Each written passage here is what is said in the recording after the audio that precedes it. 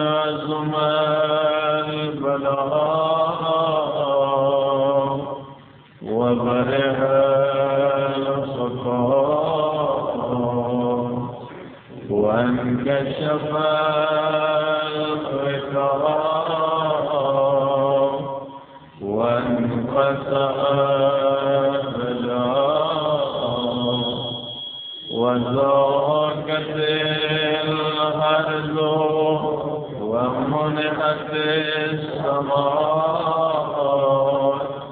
وأنت المستعان وإليك المشتكى وعليك المؤول في شدة والرخاء. اللهم صل على محمد وآل محمد أولي الأمر الذين فرضت علينا طاعتهم وأرفتنا بذلك منزلتهم وفرجنا بحقهم ورجاء عاجلا قريبا كلمح البصر أو أقرب. يا محمد يا علي يا علي يا محمد يا علي يا علي يا محمد اكفياني فإنكما كافيان وانصراني فإنكما ناصران. يا مولانا يا صاحب الزمان الغوث الغوث الغوث أدركني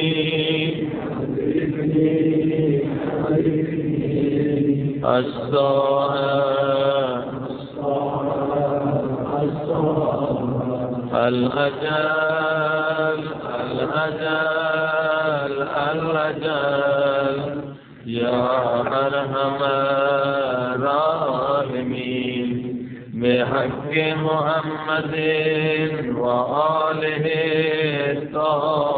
الطاهرين. صلوا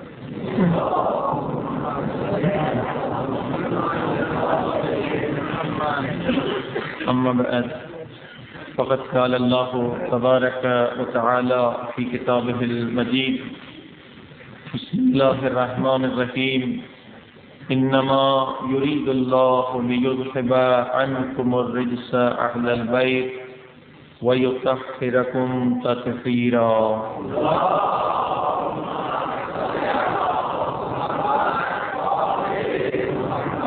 والسمع سورہ مبارک احزاب کی 33ویں آیہ کریمہ میں اللہ سبحانہ و تعالیٰ کا ارشاد ہو رہا ہے تحقیق یہ میرا ارادہ ہے کہ اے اہل بیت رسول تم سے ہر قسم کے رجس کو دور رکھا جائے اور تمہیں ایسا پاک رکھا جائے جیسا پاک رکھنے کا حق ہے. جیسے عرض کیا گیا یہاں پروردگار نے اہل بیت کی طہارت کا اعلان یرید اللہ لفظ سے کیا ہے، یعنی اللہ کا ارادہ ہے کہ اہل بیت ہر رجس سے پاک ہیں، ہر رجس ان سے دور ہے، یہ اللہ کا ارادہ ہے. لہذا اب اگر کسی نے شک یا شبہ کیا اہل بیت کی طہارت میں یا ان کی صداقت میں یا ان کی امانت میں، تو گویا اس نے اللہ کے ارادے میں شک کیا۔ یہ اللہ کا ارادہ ہے اور وہ خدا ہر شے پر قادر ہے۔ ان اللہ علی کل شیء قدیر، اور اس کا ارادہ یہ ہے کہ جب اس نے کہا کن کائنات ہو جا، تو یہ کائنات وجود میں آ گئی۔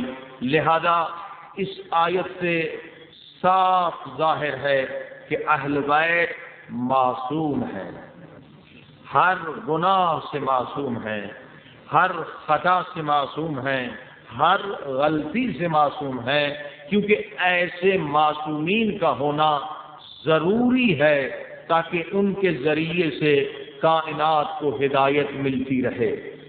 ہر زمانے میں ایسے معصوم کا ہونا ضروری ہے جو ہر خطا سے پاک ہو، ہر گناہ سے پاک، ہر غلطی سے پاک، جو نمونہ تقویٰ ہو۔ لیکن معصوم کے اور بھی بہت سارے درجات ہیں جس کی طرف اشارہ کرنا چاہتا ہوں کہ معصوم کی ایک تو تعریف آپ نے یہ سنی کہ معصوم اسے کہتے ہیں جو گناہ سے پاک، جو خطا سے پاک، جو غلطی سے پاک۔ مگر اس کے علاوہ معصوم کی دوسری تعریف جو قرآن مجید نے ہمیں بتائی ہے کہ معصوم اسے کہتے ہیں کہ اگر معصوم کی زبان سے کوئی جملہ نکل جائے تو وہ تقدیر الہی بن جاتا۔ یعنی معصوم کی یہ عظمت سورہ یوسف سے پتہ چلی کہ حضرت یوسف قید خانے میں تھے اور دو قید خانے کے ساتھی آئے۔ ایک نے کہا حضرت یوسف سے میں نے سنا ہے آپ خواب کی تعبیر جانتے ہیں۔ حضرت یوسف نے فرمایا جی پروردگار نے مجھے یہ علم عطا کیا ہے۔ تو یہ قیدی کہنے لگا حضرت یوسف سے کہ میں نے رات کو خواب میں دیکھا کہ انگور کا جوس نکال رہا ہوں اور اس طرح سے کسی کو پلا رہا ہوں۔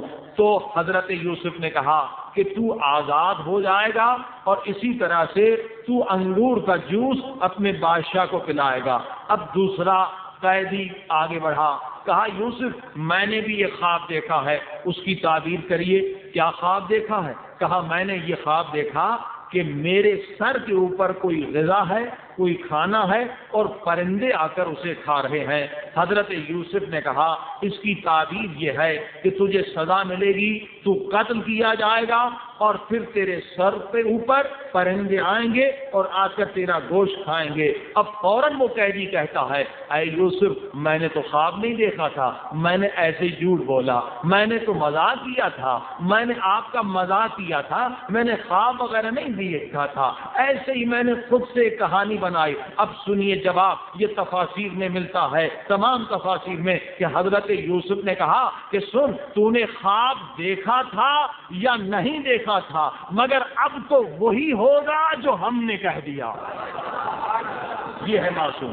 معصوم اسے کہتے ہیں کہ زبان سے جو جملہ نکل جائے وہ تقدیر الہی بن جاتا ہے۔ فرمایا ہاں تو نے جھوٹ کہا، مگر کیونکہ نبی کے معصوم کی زبان سے نکل گیا لہذا تجھے قتل ہونا پڑے گا اور اسی طرح سے پرندے تیرے سر پر آئیں گے۔ اسے معصوم کہتے ہیں۔ لہذا تاریخ بتاتی ہے کہ جب حسن حسین آئے اور کہنے لگے اماں کل عید کا دن ہے ہم کپڑے چاہتے ہیں، تو فاطمہ زہرا معصومہ تھی، فرمایا بچوں گھبراؤ نہیں، ہاں کپڑے درزی کے پاس ہیں۔ جب کہہ دیا کہ کپڑے درزی کے پاس ہیں تو پروردگار نے جبریل کو حکم دیا جبریل جلدی جاؤ، مگر آج فرشتوں کے سردار بن کر نہ جانا، آج حسنین کے درزی بن کر جانا۔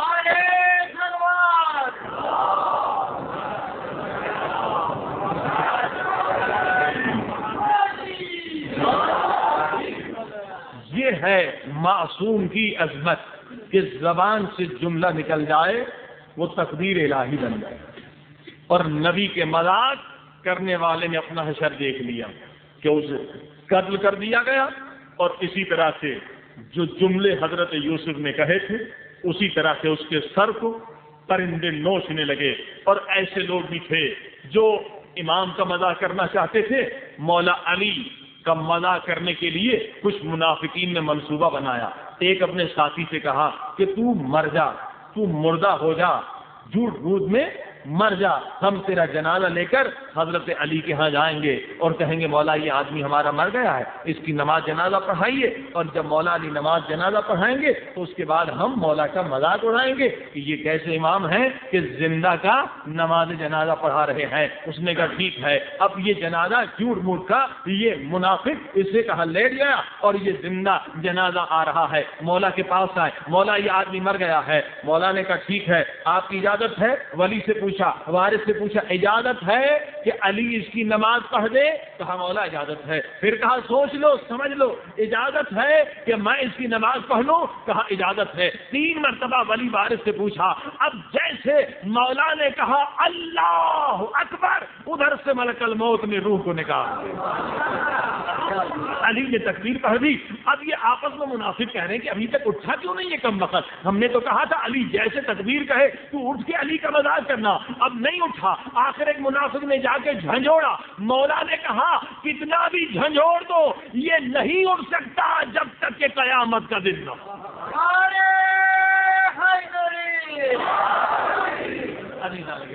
یہ ہے معصوم کا مقام کہ خدا اپنے ارادے کے ساتھ ان کی عظمت کو بتا رہا ہے. انما یرید اللہ لیذھب عنکم الرجس اہل البیت ویطہرکم تطہیرا. صلوات پڑھیں محمد.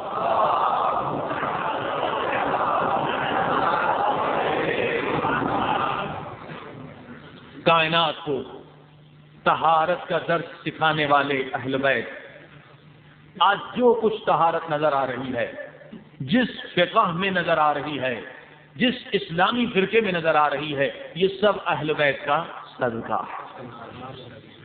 اور کل ہم حاضر نہ ہو سکے معذرت کے ساتھ. اس سے پہلے عرض کیا گیا کہ عمل کا صحیح ہونا اور ہے، قبول ہونا اور ہے.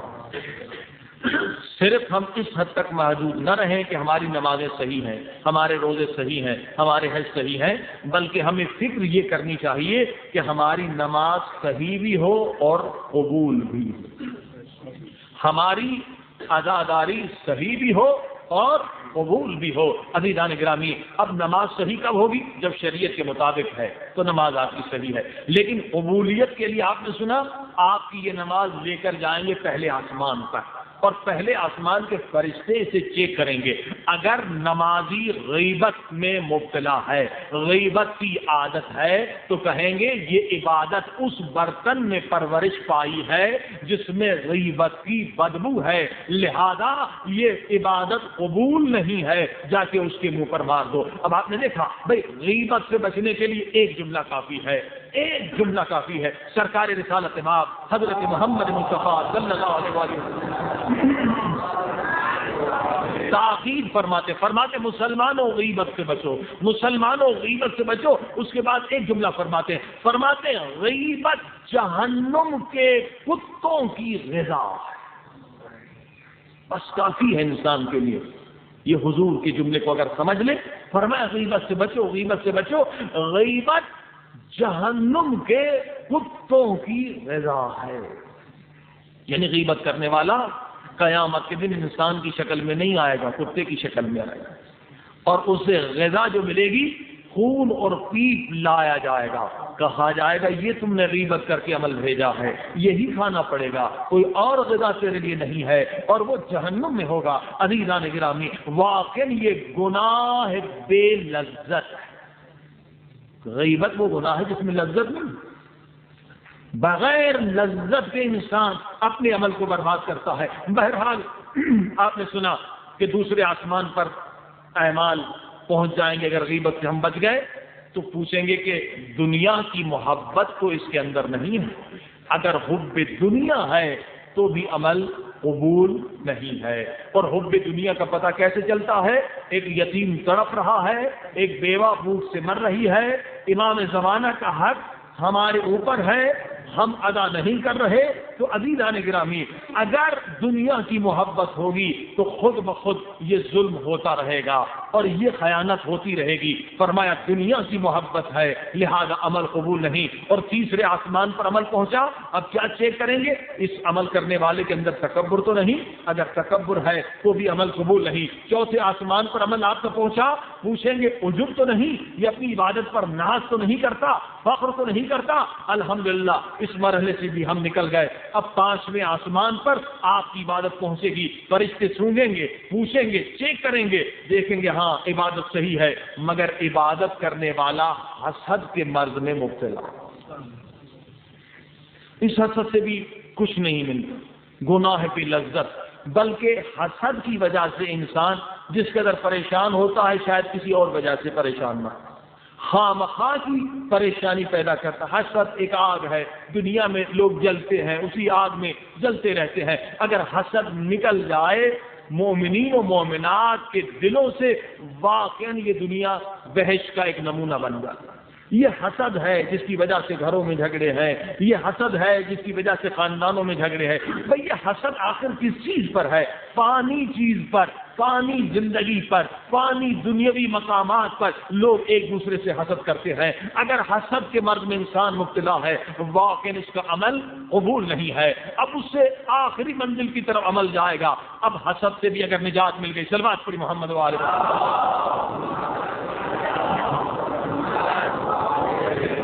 اب چھٹے آسمان پر پہنچے, بہت ہی نازک منزل ہے.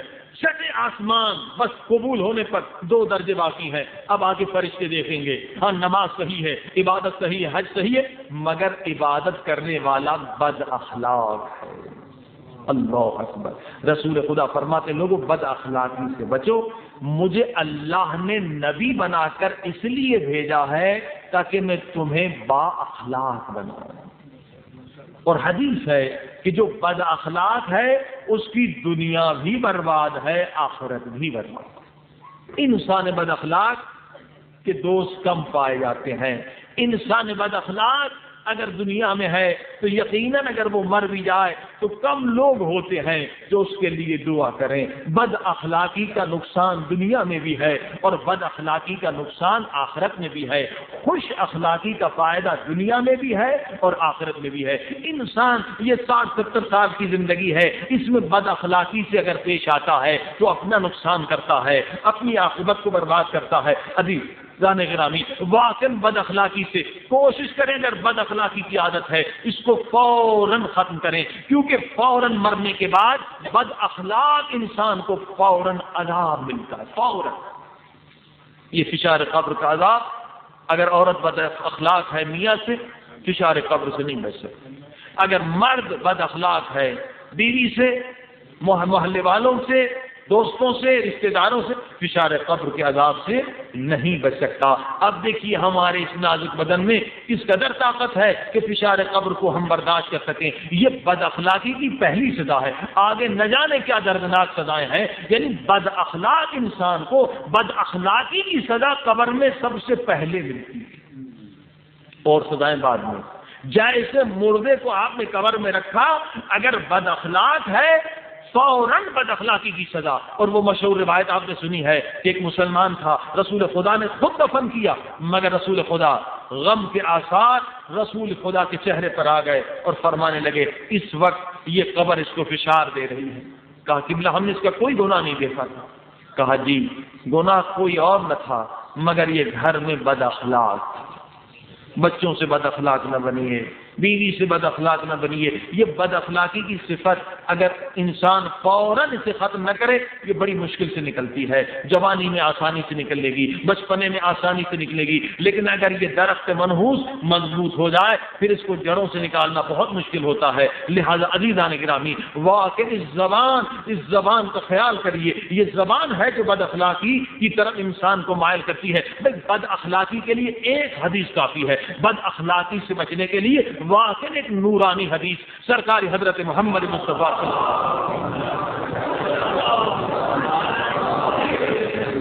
عجیب و غریب حدیث, عجیب و غریب, شاید بہت ساروں نے نہ سنی ہو اور ان کے بیماری کے لیے دوا ہو. اور عجیب طریقے سے اہل بیت ہماری بیماریوں کا علاج فرماتے ہیں. رسول خدا فرماتے اے لوگوں سنو، اگر تمہیں جسم میں تمہیں کوئی بیماری پیدا ہو گئی ہے، تمہارے بدن میں کوئی زخم ہو گیا ہے، یا تمہارے رزق میں کمی ہو گئی، یا تمہارے مال میں نقصان ہو گیا، سنیے 3-4 باتیں بتائی کہ اگر تمہارا بدن زخمی ہو گیا، یا تمہارے بدن پر کوئی مصیبت آئی ہے، یا تمہیں مال میں کوئی مصیبت آئی ہے، یا تمہارے رزق میں کمی ہوئی ہے، تو یقین جان لو کہ تم نے زبان سے وہ بات کہی ہوگی جو کہنا نہیں چاہے۔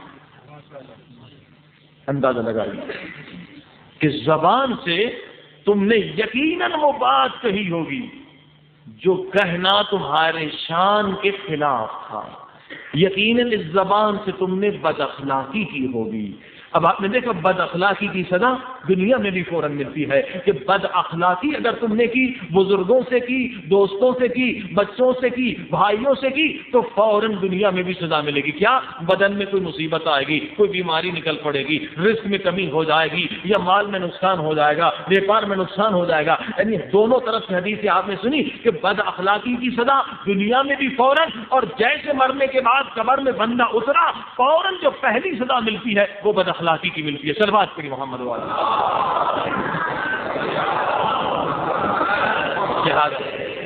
خوش اخلاق ہونے کی کوشش کرے، ہر مسلمان کا کام خوش اخلاقی کا مظاہرہ کریں، اپنے اخلاق کے ذریعے سے لوگوں کو اسلام سکھائیں، اخلاق کے ذریعے سے لوگوں پر عزیزان گرامی احسانات کر سکتے ہیں۔ آپ بغیر پیسے کے بھی اگر ایک مریض کو پوچھنے جاتے ہیں، ایک مسکین کے ساتھ محبت سے بات کرتے ہیں، کچھ پیسہ بھی نہیں دیتے تو بھی آپ کسی کا غم دور کر سکتے ہیں صرف خوش اخلاقی کے ساتھ۔ صلوات پڑھیں محمد والا۔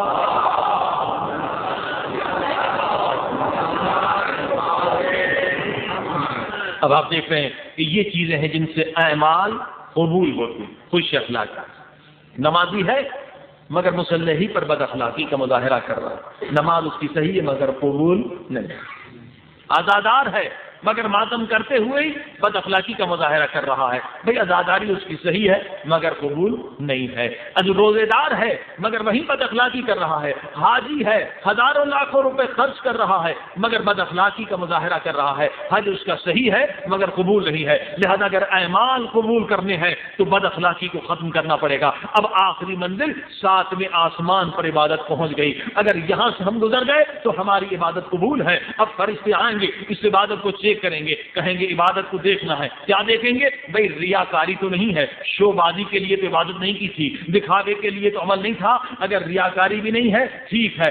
آخری منزل پر 2 چیزوں کو چیک کیا جائے گا، ایک ریاکاری کو اور دوسرا یہ دیکھا جائے گا ہاں یہ نمازی تو ہے، یہ روزے دار تو ہے، یہ عزادار تو ہے، مگر یہ رحم کرنے والا ہے یا بے رحم ہے۔ دیکھیے آخری منزل یہ اس کے دل میں رحم بھی ہے یا نہیں ہے۔ صرف نماز خدا نہیں دیکھتا، صرف روزہ خدا نہیں دیکھتا، صرف حج خدا نہیں دیکھتا، اب آخری منزل پر یہی چیک کیا جا رہا ہے، بھئی نمازی تو ہے لیکن کسی یتیم پر رحم کیا بھی ہے یا نہیں، کسی یتیم کی آہ سن کر اس کے دل میں درد اٹھا ہے یا نہیں، کسی بیوہ کی فریاد سن کر اس کے دل میں کچھ بے چینی پیدا ہوئی ہے یا نہیں۔ اگر اس کے دل میں رحم نہیں ہے، اگر یہ قطع رحم کرنے والا ہے تو فرشتے کہیں گے جتنی عبادت ہے لے جا کر اس کے منہ پہ مارو اور جا کے اس سے کہو پہلے رحم کرنا سیکھو، پہلے رحم کرنا سیکھو۔ خدا نے یہی کہا کہ میرا عرش بھی رحم پر قائم ہے۔ اے بندو پل صراط سے کوئی نہیں گزر سکتا، کتنی بھی نمازیں ہوں، کتنے بھی حج ہوں، کتنے بھی روزے ہوں، وہی گزر سکتا ہے جس کے دل میں رحم ہے۔ میں نے قرآن کے آغاز میں بتا دیا بسم اللہ الرحمن الرحیم، میں رحمان بھی ہوں اور رحیم۔ اعلان اول یہی ہے، اور ایک مرتبہ نہیں بلکہ 114 مرتبہ پروردگار نے یہ اعلان کیا۔ صلوات پڑھیں محمد والا۔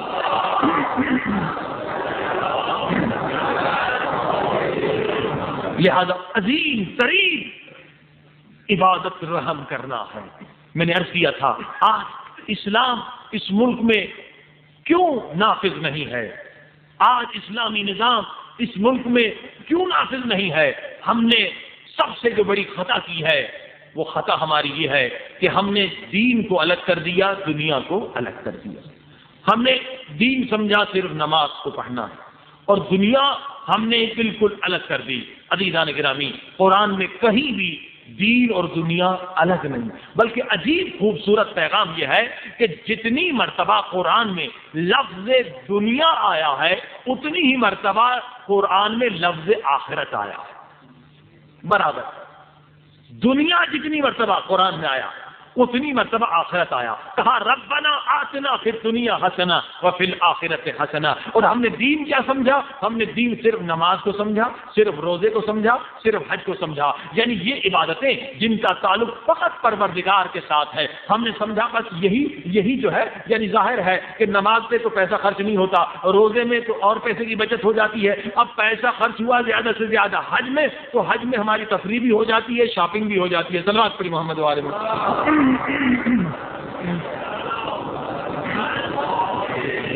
تو ہم نے اسے سمجھا دین، حالانکہ دین فقط یہ نہیں ہے پروردگار کی عبادت میں کمی ہے، خدا بخشنے والا ہے، لیکن اصل دین کیا ہے؟ اصل دین عزیزان گرامی غریبوں کی مدد کرنا ہے، یتیموں پر رحم کرنا ہے، بیواؤں پر رحم کرنا ہے۔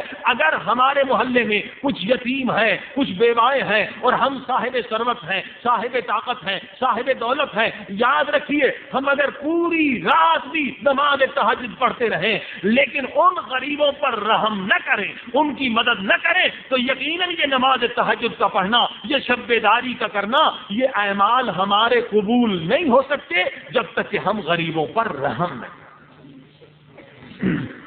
اور آج اس قدر حرص دنیا، ہوس سے دنیا میں لوگ گرفتار ہوتے چلے جا رہے ہیں، اس قدر ہوس دنیا، اس ہوس دنیا کی وجہ سے، حب دنیا کی وجہ سے انسان ایک وحشی درندہ بنتا چلا جا رہا ہے، رحم ختم ہوتا چلا جا رہا ہے، اپنے قریبی رشتے داروں پر رحم نہیں، اپنے دور کے رشتے داروں پر رحم نہیں، مومنوں پر رحم نہیں، بیواؤں پر رحم نہیں۔ یہ سب کیا؟ حرص دنیا۔ حرص دنیا کیا؟ کہ اگر آج میرا گھر 1 لاکھ کا ہے تو کل مجھے 10 لاکھ کا لینا ہے، پھر 10 کمرے والا لینا ہے۔ آج اگر میرے پاس چھوٹی گاڑی ہے تو مجھے اس سے بڑی گاڑی لینی ہے۔ آج اگر میرے گھر میں 10 ایئر کنڈیشن ہے تو بس 20 ایئر کنڈیشن والا گھر لینا۔ اے انسان، آخر تجھے کب تک یہاں رہنا ہے؟ کب تک یہاں زندگی گزارنی ہے؟ یہ دنیا ہے تیرا وطن یا مسافر خانہ؟ کب تک یہاں رہو گے؟ کب تک اس مال کو جمع کرتے رہو گے؟ یہ مال تیری ملکیت نہیں ہے، حقیقت میں تیری ملکیت فقط ایک چیز کا تو مالک ہے۔ پرسوں کی مجلس میں عرض کیا گیا، یہ مال جو ہے اس کا تو مالک نہیں ہے، مر جائے گا کوئی اور مالک ہو جائے گا، فقط اور فقط ایک چیز کا تو مالک ہے، اور وہ ہے تیرے اعمال۔ اگر کسی بیوہ کو مدد کی تو یقیناً اس کا تو مالک ہے، اگر کسی یتیم پر رحم کیا اس کا تو مالک ہے۔ مثلا آج ہی میرے پاس یہ اطلاع ہے کہ یہاں پر پہلے گزشتہ سال بھی اعلان کیا گیا تھا مگر بہت کم رسپانس آیا تھا، بہت کم لوگوں نے مدد کی تھی۔ آج بھی کچھ اطلاعات ہیں کہ مثلا ایک بیچاری خاتون ہے، بہت غریب ہے، مسکین ہے، آنکھوں سے نابینا ہے، پیسے نہیں ہے کہ وہ اپنا آپریشن کر سکے۔ اب بتائیے، اللہ اللہ، مومن کون ہے؟ مومن کی تعریف یہ ہے کہ مومن جب کسی دوسرے مومن کو دیکھتا ہے تو اگر وہ اس کی تکلیف کو اپنی تکلیف سمجھے تو مومن۔ یہ ہے مومن کی شان کہ اگر کسی کے بچے یتیم ہیں، بھوکے ہیں، تو یہ نہ سمجھیے اس کے یتیم ہیں، بلکہ یہ سمجھیے کہ یہ آپ کے بچے ہیں۔ یعنی مومن کی تکلیف کو جو اپنی تکلیف سمجھے وہ مومن ہے، جو مومن کے درد کو اپنا درد سمجھے وہ مومن ہے۔ کیونکہ حضرت امام جعفر صادق علیہ السلام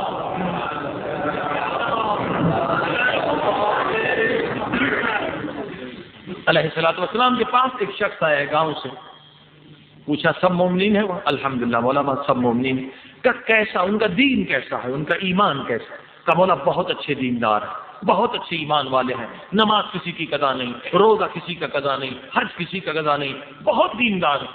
امام نے کہا ٹھیک ہے، یہ باتیں تو نے بتائی، مگر یہ بتاؤ کہ آپس میں ایک دوسرے کی مدد کیسے کرتے ہیں؟ مشکل میں ایک دوسرے کی مدد کیسے کرتے ہیں؟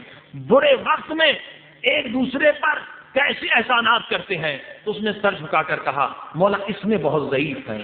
تو کہا جو اس میں ضعیف ہے وہ دین ایمان میں بھی ضعیف ہے، صرف نماز روزہ دین کا نام نہیں ہے۔ فرمایا اصل دیکھنا یہ ہے کہ وہ ایمان میں اگر کبھی ہوتے تو اپنے مومن بھائی کا درد اپنا درد سمجھتے، اپنے مومن بھائی کہ نابینا ہونے کو یہ سمجھتے کہ میں نابینا ہو گیا ہوں۔ بھائی اب آپ تصور کریے کہ اگر میں نابینا ہو گیا ہوں، میرے پاس 1 کروڑ روپیہ بھی پڑا ہے تو 1 کروڑ بھی خرچ کر دوں گا کہ مجھے بینائی مل جائے، مجھے روشنائی مل جائے۔ تو جب اتنے بڑے مجمع نے سن لیا کہ ایک بیچاری مومنہ ہے، آنکھوں کی نعمت کتنی بڑی نعمت ہے، اگر آنکھ نہیں انسان کے لیے دنیا ویران ہے، اپنی اولاد کو نہیں دیکھ سکتا، قرآن نہیں پڑھ سکتا، ہزار اور نعمتوں سے محروم ہے، تو ایک مومنہ یا 2 مومنہ آنکھوں سے محروم ہے، اگر ہم نے سن لیا مگر اس کی مدد نہیں کی تو یقین جانیے کہ یہ بے رحمی ہے، یہ بے رحمی ہے، اور یہ قطع رحم ہے، اور قطع رحم وہ گناہ ہے جس سے عمر کم ہو جاتی ہے۔ اللہم اغفر لی الذنوب التی تؤجل الفنا، مولا فرماتے لوگوں یہ نہ سمجھو کہ گناہوں کی سزا صرف قبر میں ملے گی، کچھ گناہ ایسے ہیں جن کی سزا پروردگار دنیا میں دیتا ہے، دنیا میں ملتی ہے، اور ان میں سے ایک گناہ قطع رحم ہے۔ قطع رحم اپنے قریبی رشتہ داروں سے قطع رحم کرنا۔ آپ دیکھ رہے ہیں کہ آپ کے بچے کی فیس جو ہے 2000 روپے ہے، مگر ایک آپ ہی کا رشتے کا مومن بھائی ہے، آپ کے خاندان کا ایک بچہ ہے، اس کے پاس 100 روپے نہیں ہے کہ گورنمنٹ اسکول جا سکے، اس کے پاس کتاب نہیں ہے، آپ اپنے بچے کو 2000 دے رہے ہیں مگر اس کے 100 روپے کی مدد نہیں کرتے۔ عزیزان گرامی یہ قطع رحم ہے۔ آپ کا رشتہ دار ہے اور اس کو کڈنی میں پتھری ہے، اس کے گردے میں پتھری ہے، وہ گھنٹے تڑپتا رہتا ہے مگر پیسہ نہیں ہے کہ جا کے آپریشن کرا سکے، آپ کے بینک میں اتنے مال اتنا پیسہ ہے، آپ اس کی مدد نہیں کر سکتے، تو یہ یقیناً آپ ابھی اسلام اور ایمان سے دور ہیں۔ ہزار نمازیں پڑھتے رہیں مگر قطع رحم کی وجہ سے یہ نماز قبول نہیں ہوں گی، بلکہ نہ فقط نماز قبول نہیں ہوں گی، عبادت میں عمر میں بھی کمی آ جائے گی۔ حضرت امام جعفر صادق علیہ السلام ارواحنا لہ الفدا فرماتے ہیں قطع رحم وہ گناہ ہے جس کی وجہ سے 30 سال کی عمر 3 سال میں بدل جاتی ہے۔ آج دیکھیے عمروں کا کیا حال ہے، 40 برس کا جوان ہے، ہارٹ اٹیک ہو گیا، مر گیا۔ یہ کیا ہے؟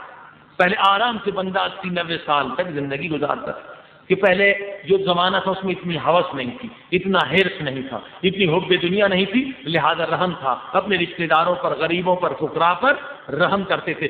آج حرص و ہوس نے رحم کو ختم کر کے ظلم کو پیدا کر دیا ہے۔ اب دیکھیے معصوم فرماتے ہیں، معصوم کے پاس ایک شخص آتا ہے، کہتا مولا میرا باپ مر گیا، میرے چچا نے اور چچا کے لڑکوں نے میرے باپ کی پراپرٹی پر قبضہ کر لیا، اور میرا گھر تھا اس پر بھی قبضہ کر لیا، اور جو ملکیت تھی اس پر قبضہ کر دیا۔ خدا اجر عظیم عطا فرمائے، جو مدد کریں انشاءاللہ مجلس کے بعد اس چال پہ مدد کریں۔ مومن نے اس بیوہ کے لیے کچھ مدد بھیجی ہے جس کے آنکھوں کا آپریشن ہونے والا ہے۔ انشاءاللہ پاک فاؤنڈیشن کی طرف سے جو کام سلسلہ چلا ہوا ہے بیواہوں کے اور یتیموں کے مدد کے لیے، جو حضرات اس کار خیر میں مدد کرنا چاہیں تو پاک فاؤنڈیشن کے ذمے یہ کام لگایا جائیں گے تاکہ وہ ان لوگوں کی مدد کریں۔ اور اس کی طرف سے پہلا پروجیکٹ الحمدللہ کامیابی سے چل رہا ہے، جس میں کمپیوٹر میں ایجوکیشن دی جا رہی ہے، اور دوسرا پروجیکٹ یہ ہے کہ بیواؤں کے لیے کچھ ایسے کام نکالے جائیں تاکہ وہ کسی کی محتاج نہ رہیں، سلائی ہے اور مشین ہے، اس طرح کے کام۔ اور یاد رکھیے یہ اتنے ہی اہم ہے جتنا مسجد کا بنانا اہم ہے، امام بارگاہوں کا بنانا اہم ہے، ورنہ دین ہمارا ناقص ہے، ایمان ہمارا ناقص ہے، اور نتیجہ یہ ہوگا کہ کوئی عیسائی آ کر یہ کام کرے گا اور مسلمانوں کو بے دین بنا دے گا، کیونکہ ہم نے ناقص کام کیا۔ اور یہی تو ہو رہا ہے پاکستان میں کہ جو اصل دین ہے اس کو ہم نے چھوڑ دیا، ہم نے دین سمجھا صرف نماز پڑھنے کو، روزہ رکھنے کو، مسجدیں بنا دی مگر بیواہوں کی کوئی فکر نہیں ہے، امام بارگاہ بنا دیے مگر یتیموں کی کوئی فکر نہیں ہے۔ بھائی مسجد امام بارگاہ پر ہم سب کچھ کر رہے ہیں مگر کتنے لوگ بھوک سے مر رہے ہیں، اور خدا نخواستہ غربت کی وجہ سے کتنے لوگ گناہوں میں مبتلا ہو رہے ہیں۔ اس کا گناہ کس پر ہوگا؟ اس کا جواب کون دے گا؟ کہ صرف پیسہ نہ ہونے کی وجہ سے بعض لوگ ایسے ایسے گناہوں میں مبتلا ہو رہے ہیں فقر کی وجہ سے کہ ممبر پر ان گناہوں کا بیان کرنا بھی مشکل ہے۔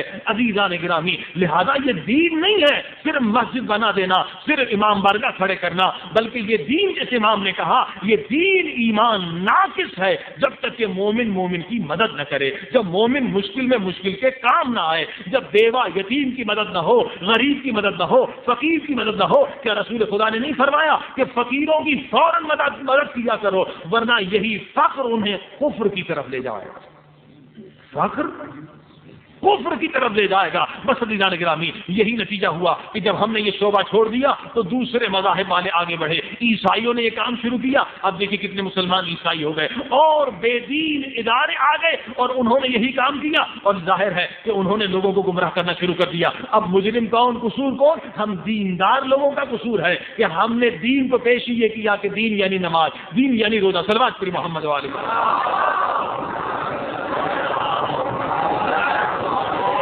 جبکہ دین کے دو حصے ہیں، ایک حقوق اللہ ہے اور ایک حقوق العباد ہے۔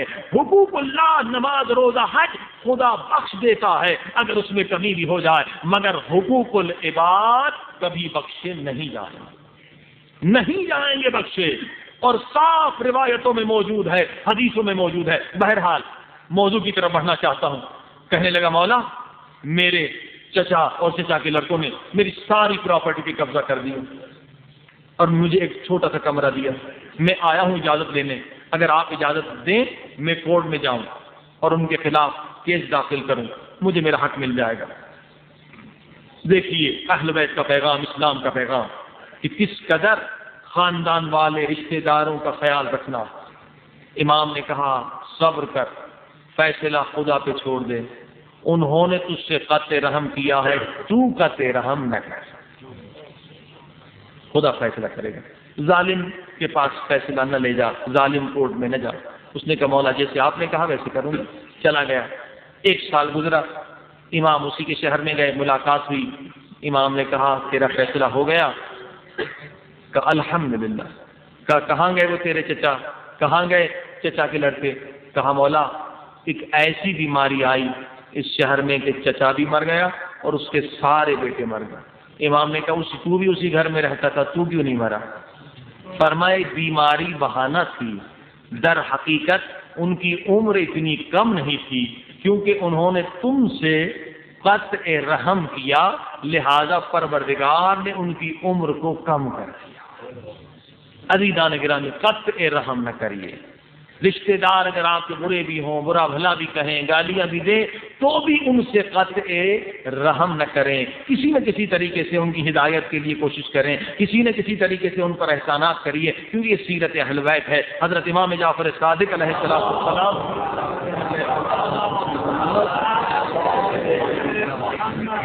ارواحنا لہ الفداء وصیت لکھوا رہے ہیں، آخری وقت ہے امام کا، اور لکھواتے لکھواتے فرمایا میرا کھلا رشتہ دار، اس کو میری ملکیت سے 5 یا 10 ہزار درہم دیے جائیں۔ لکھنے والے کا قلم رک گیا، کہا مولا کیا فرما رہے ہیں؟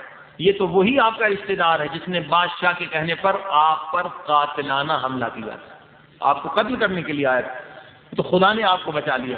امام نے کہا مجھے معلوم ہے کہ اس نے مجھ پر قاتلانہ حملہ کیا، مگر میں پھر بھی حکم دے رہا ہوں کہ میری ملکیت میں سے اسے اتنے 1000 درہم دیے جائیں، اور اس لیے دیے جائیں کہ اس نے مجھ سے قطع رحم کیا، مگر میں ڈرتا ہوں کہ میں اس سے قطع رحم نہ کروں، کہیں میرا خدا مجھ سے قطع رحم نہ کرے۔ بس یہ ہے امام کا پیغام کہ لوگوں کبھی قطع رحم نہ کرنا، اگر چاہتے ہو خدا سے رحم تو قطع رحم نہ کرو۔ افضل ترین عبادت یہی ہے عزیزان گرامی کہ صلہ رحم کیا جائے، غریبوں کی مدد کی جائے، مسکینوں کی مدد کی جائے، یعنی وہ معاشرہ اسلامی نہیں کہلایا جائے گا جہاں میں بیواؤں کی مدد کا کوئی انتظام نہ ہو، جہاں یتیموں کی مدد کا کوئی انتظام نہ ہو، جہاں پر کوئی ایسا ادارہ نہ ہو جو یتیموں بیواؤں کی پرورش کی دیکھ بھال کرے، جہاں پر کوئی انتظام نہ ہو کہ ان غریبوں کی مدد کوئی کرنے والا ہو، ان کے مسائل کو حل کرنے والے ہو. مثلا اسی روڈ پر آپ دیکھیے 12-14 الحمدللہ امام بارگاہ ہیں، مساجد ہے، مگر اس کے باوجود یہ شہر، یہ محلہ، یہ ہمارا علاقہ، یہ مومنین کی بستی تب تک اسلامی نہیں کہلائے گی جب تک اس رہنے والے تمام افراد میں ایک بیوہ بھی ایسی نہ ہو جس کی کوئی فریاد سننے والا نہ ہو. اگر اس طرح سے مسائل حل ہو جائیں کہ تمام بیواؤں کے مسائل حل ہو جائیں، تمام یتیموں کے مسائل حل ہو جائیں، اور فوراً عزت کے ساتھ، احترام کے ساتھ، نہیں یہ کہ انہیں پیسے دیتے اور ذلیل کیا جائے، نہیں یہ کہ ان پر احسان جتلایا جائے، نہیں یہ ان کا حق ہے. امیر جو ہے پروردگار نے انہیں امین بنایا ہے، ان کے پاس جو مال زیادہ ہے وہ یتیم کا ہے، بیوہ کا ہے، یہ پروردگار نے ان سے امتحان لیا ہے. اگر کوئی فقیر ہے اس سے بھی خدا امتحان لے رہا ہے. فقیر اگر مصیبت پر صبر کرے تو کامیاب ہے، امیر اگر غریبوں کا حق ادا کر دے تو کامیاب ہے. صلوات پڑھی محمد و آلہ محمد.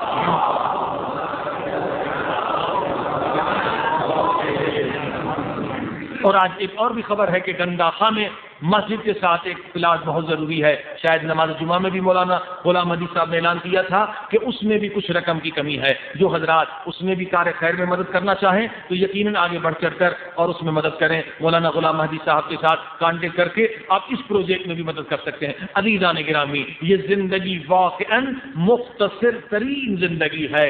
اس طرح سے گزر جاتی ہے کہ انسان کو پتہ نہیں چلتا. اور خوش نصیب وہ ہے جو قبر میں اترنے سے پہلے اپنی قبر کو آباد کرے. خوش نصیب وہ ہے جو قیامت کے دن جانے سے پہلے اپنا حساب و کتاب کر لے. اور خوش نصیب وہ ہے کہ جس نے جتنا کمایا ہے وہ اپنے ساتھ لے جائے. یہ نہیں کہ کمایا ہے مگر اس اپنی کمائی سے اسے ذرہ برابر فائدہ نہ مل سکے. صلوات پڑھی محمد و آلہ محمد.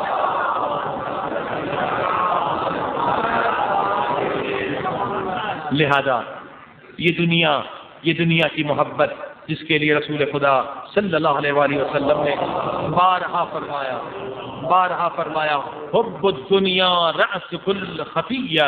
اے مسلمان، کبھی دنیا کی محبت میں گرفتار نہ ہونا. اگر دنیا کی محبت میں تو گرفتار ہو گیا تو ہر گناہ میں تو مبتلا ہو جائے گا. آپ دیکھیے یہ کربلا میں کون لوگ تھے؟ ایک طرف یزیدی تھے، ایک طرف حسینی تھے.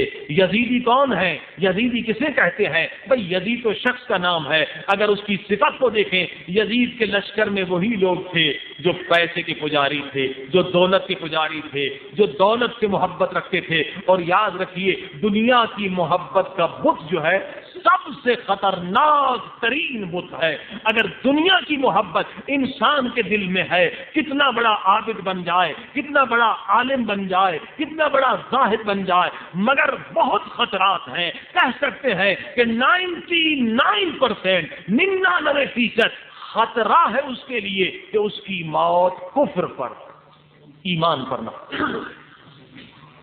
99% اس شخص کے لیے خطرہ. اور جس قدر دنیا کی محبت ہوگی اس قدر اسے موت میں تکلیف. جس قدر دنیا کی محبت اس قدر فشار قبر. جس قدر دنیا کی محبت اس قدر عذاب قبر. بلکہ دولت ہم خود آنکھوں سے دیکھ رہے ہیں، بعض لوگوں کے لیے یہی عذاب. سوچتے نہیں، سمجھتے نہیں، عقل سے دور ہے، خواب غفلت میں. بہت سارے لوگوں کا حشر ہم نے دیکھا کہ بہت سارے لوگوں کے لیے پیسہ یہیں پر عذاب. کیسے؟ پیسہ کمایا رشوت سے، ادھر سے ادھر سے، جس طرح سے بھی کمایا، حلال سے یا حرام سے، غریبوں کا حق نہیں دیا، یتیموں کا حق نہیں دیا. یہاں پر خلیج میں ہم جاتے رہتے. اب کیا کیا؟ پیسے والا کہ بھائی انگلش میڈیم اسکول میں پڑھایا، امریکن اسکول میں، اب کہا ہم اپنے بچے کو بھیجیں گے امریکہ. پیسہ ہے، ہر روز جا رہے ہیں، $1000 جا رہے ہیں، بچہ وہاں پڑھ رہا ہے. اب نوجوان بچہ ہے، اب دیکھیے کس طرح سے عذاب میں مبتلا ہوتا ہے باپ. اب وہاں تنے تنہا چھوڑ دیا اس فساد میں جہاں قدم قدم پر گناہ ہے، قدم قدم پر بے حیائی. کئی مرتبہ یہ نوجوان بچے ہمیں لے جاتے ہیں اپنے ساتھ یونیورسٹیوں میں، کہتے مولانا ہمارے ماں باپ نے ہمیں بھیج دیا یہاں قدم قدم پر گناہ ہے، بتائیے ہم گناہ سے کیسے بچ سکتے ہیں؟ ہم ماں باپ سے کہتے ہیں کہ شادی کروائیں، وہ شادی نہیں کرواتے. ہم گناہ سے بچ ہی نہیں سکتے. اور نتیجہ یہ ہوا کہ ایسے ایسے خطرناک کیسز خود میرے پاس آئے کہ وہی لڑکے جا کے وہاں بدکاری کرتے ہیں، زناکاری کرتے ہیں، شراب پیتے ہیں. اب بتائیے پیسہ عذاب ہے یا نہیں؟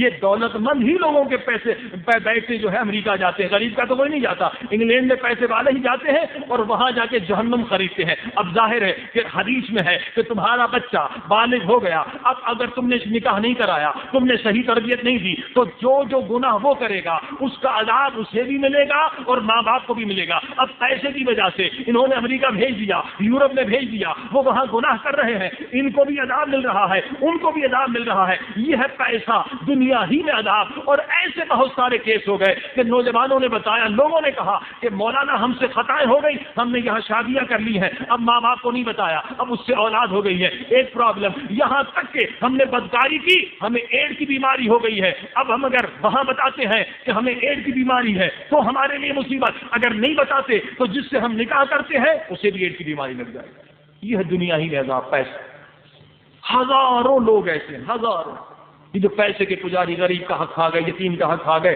امام زمانہ کا حق کھا گئے، ان کے لیے یہ پیسہ دنیا ہی میں عذاب ہے کہ جیسے آخرت میں یقیناً عذاب ہوگا. عزیزان گرامی، لہذا پیسہ یہ امانت ہے غریبوں کی، یتیموں کی، بیواؤں کی، اسلام کی، دین کی، یہ امانت ہے. یہ نہیں کہ یہ پیسہ میرا ہے. لہذا عزیزان گرامی، یہ پیسے کی محبت انسان کے لیے عذاب.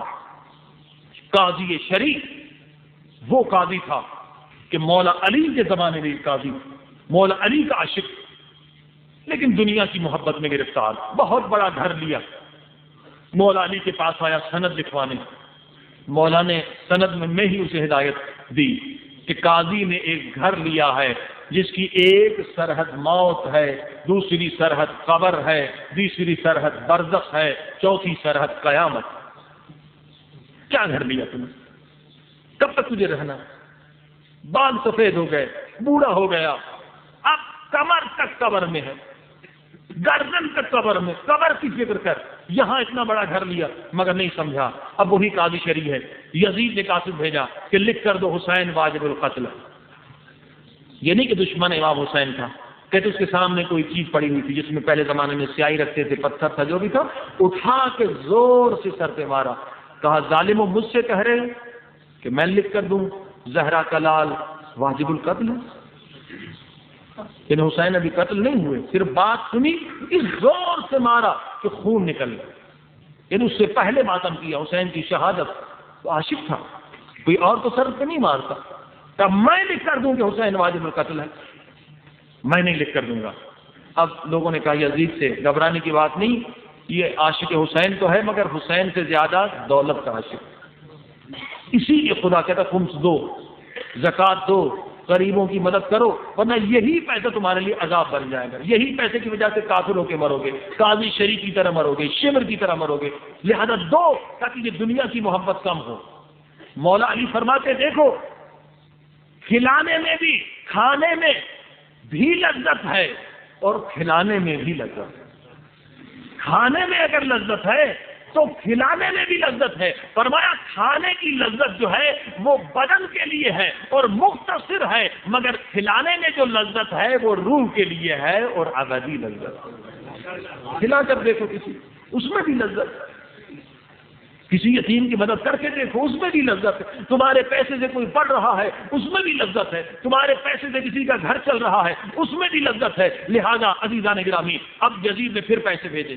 کہا اتنا سارا پیسہ آ گیا، تھیلیاں بھر دی. کہا قاضی صاحب جوش میں نہ آئیے، یہ پیسے چھوڑ کے جا رہے ہیں، ہم پوری رات آپ کو سوچنے کے لیے دے رہے ہیں.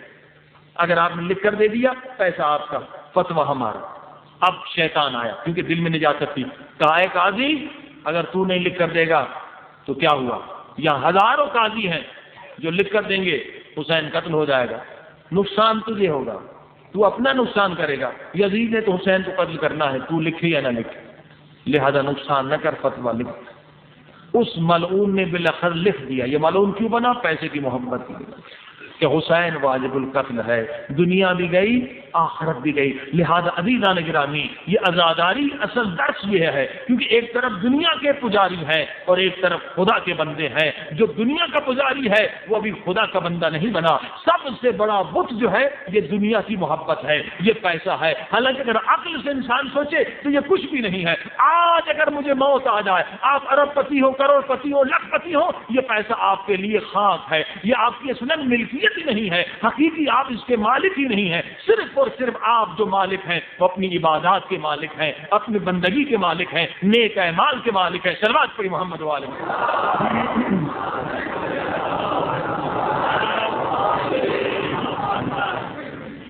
لہذا کوشش کریے کہ مومنین نے جو پاک فاؤنڈیشن قائم کیا ہے، صرف شاید 100 مرد اور 150 خواتین اس میں ممبر بنے، حالانکہ یہاں 1 لاکھ 2 لاکھ کے قریب آبادی ہے، اور اگر اس کو اس طرح سے صرف 250 لوگ ممبر بنے ہیں اور کچھ لوگوں نے قرض حسنہ دیا ہے تو الحمدللہ اس کے نتیجے میں ایک کمپیوٹر سینٹر قائم ہو گیا ہے، جس میں یہیں کے مومنین بچوں کو تعلیم دی جا رہی ہے تاکہ وہ یہی تعلیم حاصل کر کے اپنے گھر کو چلا سکتے ہیں، کاروبار کر سکتے ہیں۔ کیونکہ اصل یہی مسئلہ ہے، بے روزگاری کو ختم کرنا کس نے ختم کرنا ہے؟ کیا اسلام کے پاس کوئی پروگرام نہیں ہے؟ کیا قرآن کے پاس پروگرام نہیں ہے؟ یہ عزیزان گرامی، یہ ہم نے دین کو صرف نماز اور روزے تک محدود کر رکھا ہے، حالانکہ اسلام میں سارے پروگرام ہیں۔ اقتصادی مسئلہ سب سے اہم ہے۔ آپ دیکھیے قرآن نے کیا کہا کہ افرائیت الذی یکذب بالدین فذلک الذی یدعو الیتیم، جو یتیم پر رحم نہ کرے، جو یتیم کی مدد نہ کرے، وہ بے دین ہے، بے دین ہے۔ خدا کہتا ہے وہ دیندار نہیں ہے، لاکھ نماز پڑھے مگر جو یتیم پر رحم نہیں کر رہا، جو بیوہ پر رحم نہیں کر رہا، وہ بے دین خود کو سمجھے۔ دیندار تب بنے گا جب دونوں شعبوں میں کام کرے، ہاں نماز بھی ہو، روزہ بھی ہو، اور غریبوں اور یتیموں کی مدد بھی ہو۔ صلوات پڑھی محمد والے۔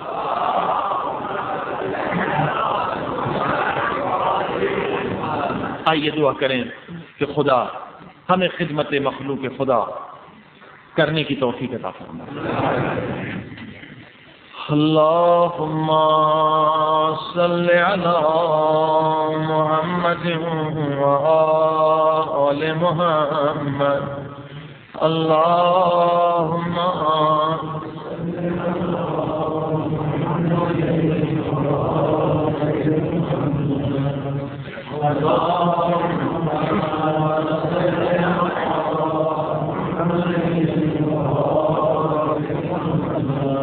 اللهم صل على محمد وآل محمد، اللهم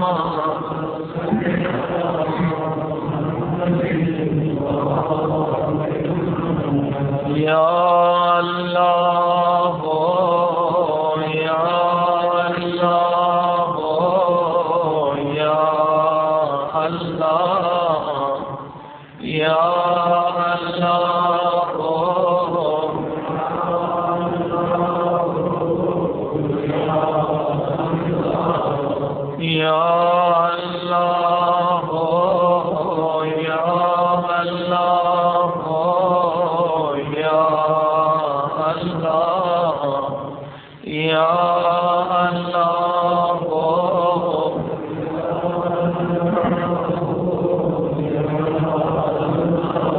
میرے اللہ تجھے واسطہ ان دو یتیم بچوں کا، کن کا واسطہ دے کر آج دعا قبول کروانی ہے۔ او میرے اللہ تجھے واسطہ ان دو مسلم کے یتیم بچوں کا جو پردیس میں بھی ہیں اور قیدی بھی ہیں اور بیمار بھی ہیں، میرے اللہ ان یتیموں کی یتیمی کا تجھے واسطہ آج ہمارے گناہ بخش دے. سب مل کے کہیے یا اللہ یا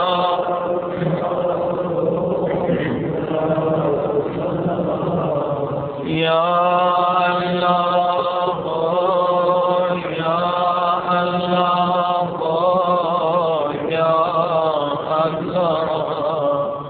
یا اللہ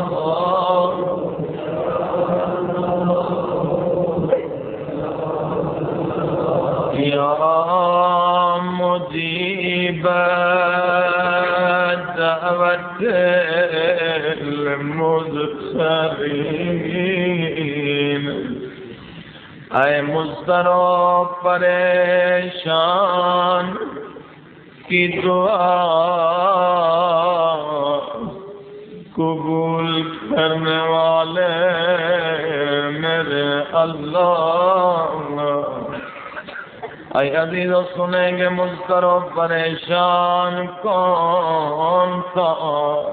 وہ جن کے بابا کو نہ غسل دیا گیا نہ کفن دیا گیا،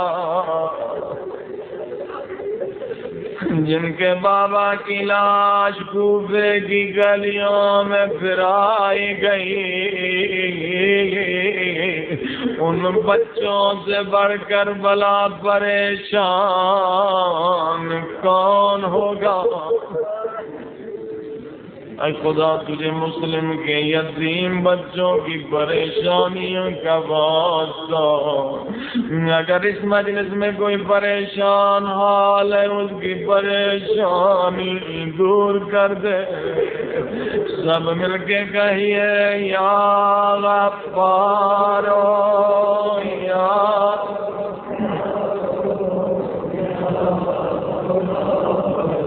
یا غفار یا غفار یا غفار.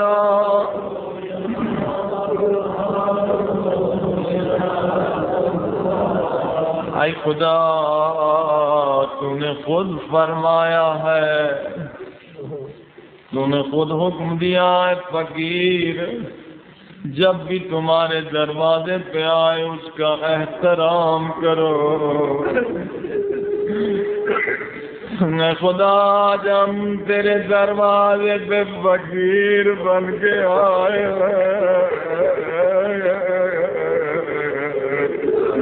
ہمیں خالی نہ لوٹانا، ہمیں محروم نہ کرنا. او میرے اللہ تو امیر ہے ہم فقیر. امیر فقیر سے کبھی یہ نہیں پوچھتا اے فقیر کیا لائے ہو. اے خدا تو بھی ہم سے یہ نہ پوچھنا کیا لائے ہو. ہم گناہوں کے سوا کچھ بھی نہیں لائے، ہمیں خیرات دے، ہمارے گناہ بخش دے.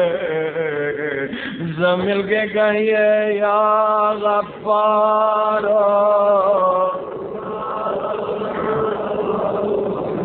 یا غفار یا غفار یا غفار. اے عزیز و معصوم فرماتے ہیں گناہگاروں کبھی اللہ کی رحمت سے مایوس نہ ہونا، چاہے تمہارے گناہ زمین و آسمان سے بھی زیادہ ہو تو بھی خدا بخش دے گا، تو بھی خدا بخش دے گا. سنا امام نے کیا فرمایا؟ امام فرماتے کائنات کا سب سے بڑا گنہگار، سب سے بڑا گنہگار جب کہتا ہے یا غفار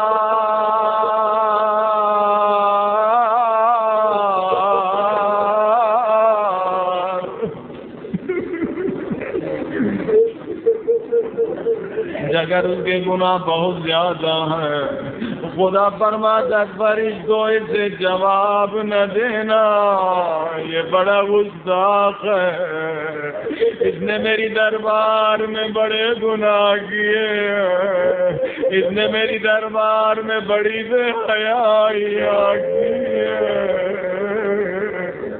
مگر فرمایا تھکنا نہیں، مایوس نہ ہونا، دوبارہ وہ کہتا ہے یا غفار،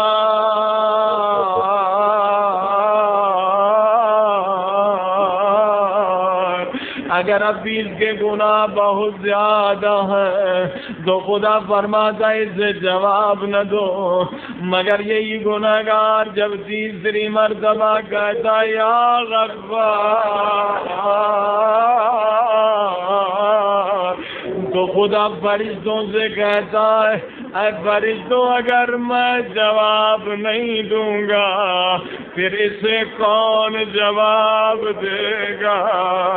اس کا میرے سوا کوئی اور مالک تو نہیں ہے، اس کا میرے سوا کوئی اور رب تو نہیں ہے، اسے جواب دو، میں نے اس کے گناہ بخش دیے۔ سب مل کے کہیے یا غفار یا او میرے اللہ جب سب کے گناہ بخش دے، میرے اللہ آج مجلس سے کوئی خالی نہ جائے، میرے اللہ تجھے واسطہ ان دو یتیم بچوں کا جو زندان کوفے میں تڑپ رہے تھے،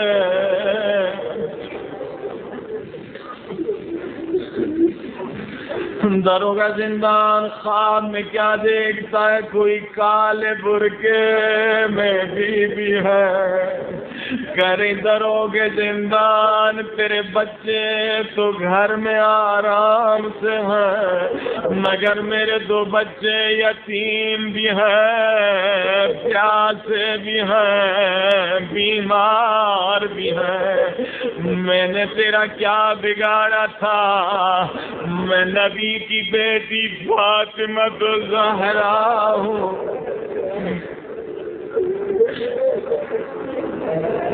دروں کا زندان روتا ہوا اٹھا، جلدی سے زندان میں گیا، دیکھا بڑے بھائی نے چھوٹے بھائی کو گود میں لے رکھا ہے، زاروں قطاروں۔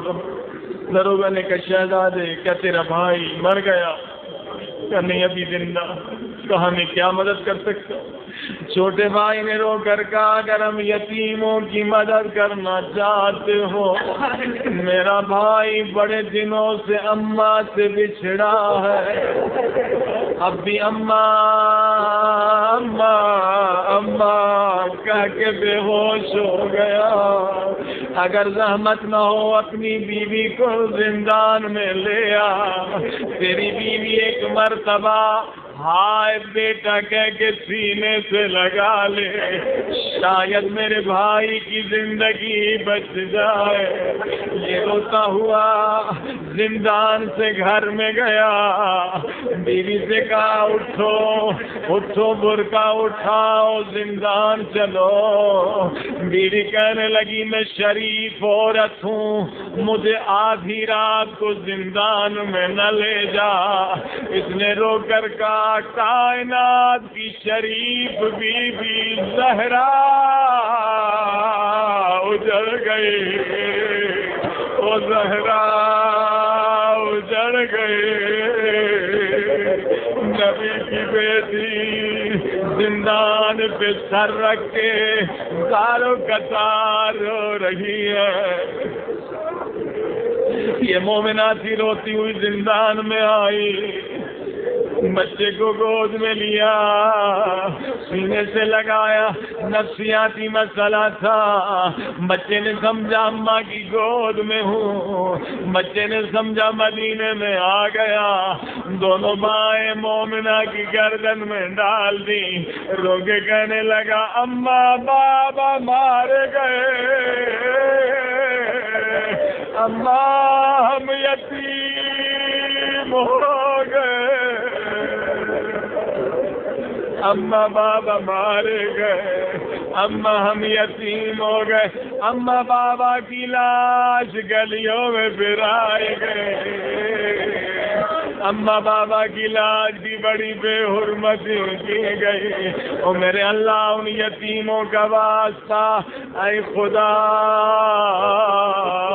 اس گنہگار کے ہاتھ میں یہ سارے مومنین کی درخواستیں ہیں، کوئی مریض ہے، کوئی مشکل میں گرفتار ہے، کوئی پریشان حال ہے، اے خدا ہم سب مل کے کہہ رہے ہیں اما یجیب مضطر اذا دعاہ ویکشف السوء، اما یجیب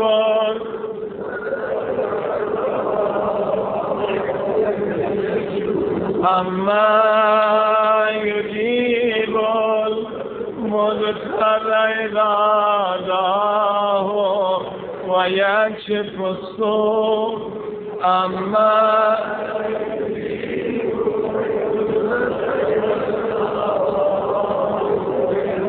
پروردگار جن جن مومنین کی حاجات ہیں، پروردگار ہم گنہگار ہیں، ہم بدکار ہیں، مگر تیری رحمت میں امیدوار ہیں۔